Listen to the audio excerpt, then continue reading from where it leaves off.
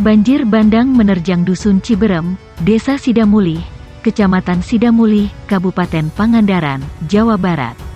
Banjir yang datang setinggi paha orang dewasa. Detik-detik banjir menerjang wilayah itu terekam dalam video amatir seorang siswi SMK dari mes tempat tinggalnya. Banjir datang sekitar pukul 21 waktu Indonesia Barat setelah air di Sungai Kaliwera meluap hingga merendam jalan dan masuk ke rumah-rumah warga. Tiba-tiba air kecil terus besar, kata siswi bernama Nur Afifah. Dia mengaku panik saat banjir menerjang mes tempat tinggalnya. Bersama beberapa orang naik ke lantai atas untuk menyelamatkan diri. Sudah teriak-teriak tapi nggak ada warga yang dengar, katanya.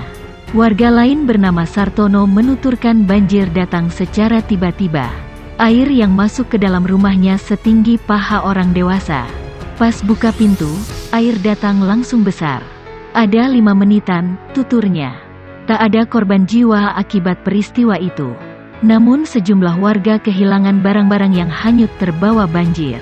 Sebelum terjadi banjir bandang, hujan deras mengguyur kawasan itu sejak sore. Data sementara ada 7 rumah warga yang rusak diterjang banjir bandang. Selain itu 1 warung, 1 SPBU mini dan 1 mes siswa SMK ikut terdampak. BPBD Pangandaran melakukan pendataan dan evakuasi barang-barang warga yang masih bisa terselamatkan. Hujan deras yang mengakibatkan air sungai meluap berdampak terhadap puluhan rumah dan ratusan kepala keluarga di Pangandaran. Dari data yang diterima tribunjabar.id, air sungai meluap menyebabkan banjir bandang yang merendam 5 rumah dan 4 warung di Dusun Ciberem, Desa Kecamatan Sidamulih. Serta 15 rumah milik warga di Dusun Cimanggu, Desa Cikalong, Kecamatan Sidamulih.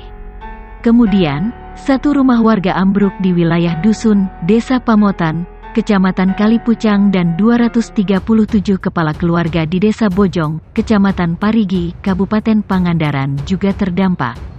Ketua FK Tagana Kabupaten Pangandaran, Nana Suryana menyampaikan, bahwa atas kejadian banjir yang terjadi puluhan relawan Tagana turun ke lokasi TKP. Kami ikut membantu mengamankan harta benda masyarakat, mengevakuasi warga yang terisolasi dan membersihkan sebagian rumah warga dari lumpur, ujar Nana melalui WhatsApp.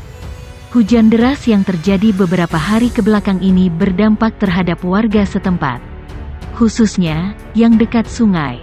Seperti di Sungai Citonjong di Desa Bojong, akibat hujan deras selama 2 hari 2 malam air Sungai Citonjong meluap dan menyebabkan terkikisnya tanggul. Yang akhirnya, pada Minggu malam, sekitar pukul 21 waktu Indonesia Barat sampai pukul 5 dini hari air sungai meluap dan menerpa beberapa rumah dan warung, katanya.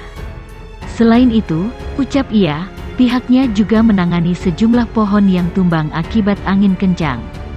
1 di antaranya, penanganan 2 pohon tumbang yang terjadi di Desa Wonoharjo, Kecamatan Pangandaran. Banjir bandang merusak sejumlah rumah dan warung milik warga di Kabupaten Pangandaran, Jawa Barat. Tidak ada korban jiwa dalam peristiwa tersebut, namun banyak barang warga yang hanyut akibat diterjang banjir. Dari video amatir, warga sekitar menunjukkan derasnya air Sungai Kaliwera di Dusun Ciberem, Jawa Barat, meluap. Air meluap sangat deras hingga merendam jalan dan masuk ke dalam rumah serta warung milik warga.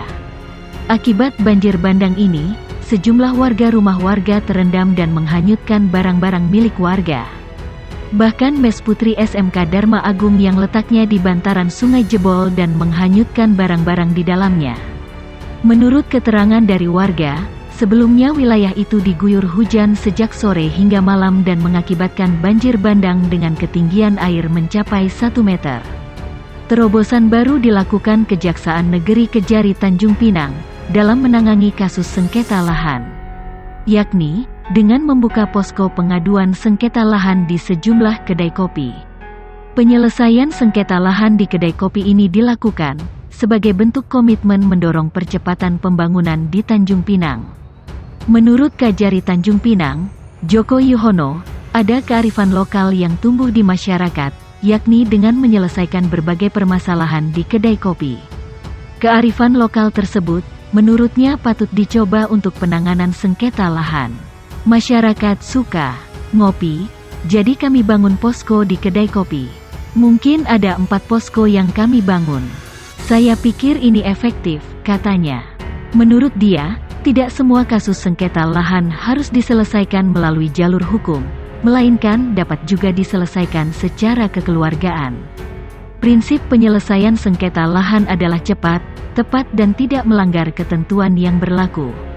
Kami upayakan penyelesaian kasus sengketa lahan saling menguntungkan, daripada dibawa ke jalur hukum, nanti menang jadi arang, kalah jadi abu.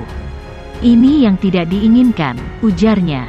Ia menegaskan, mulai fokus menyelesaikan permasalahan sengketa lahan karena bila dibiarkan berlarut-larut akan menghambat pembangunan. Kasus sengketa lahan di Tanjung Pinang berdasarkan informasi yang diperolehnya, cukup banyak. Salah satu faktor penghambat pembangunan adalah tanah tidak dikelola untuk kegiatan-kegiatan yang produktif.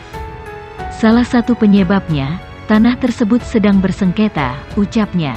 Ia juga mengajak pihak Badan Pertanahan Nasional (BPN) untuk bersinergi menyelesaikan satu persatu permasalahan lahan. Sinergisitas antara jaksa, Pemda dan BPN akan mempercepat penyelesaian permasalahan sengketa lahan, hingga memberi kepastian hukum. Permasalahan lainnya yang menghambat pembangunan yakni tanah bekas PT Antam. Ini juga harus diselesaikan agar masyarakat dan pemerintah dapat membangun sehingga kota ini semakin maju, tegasnya.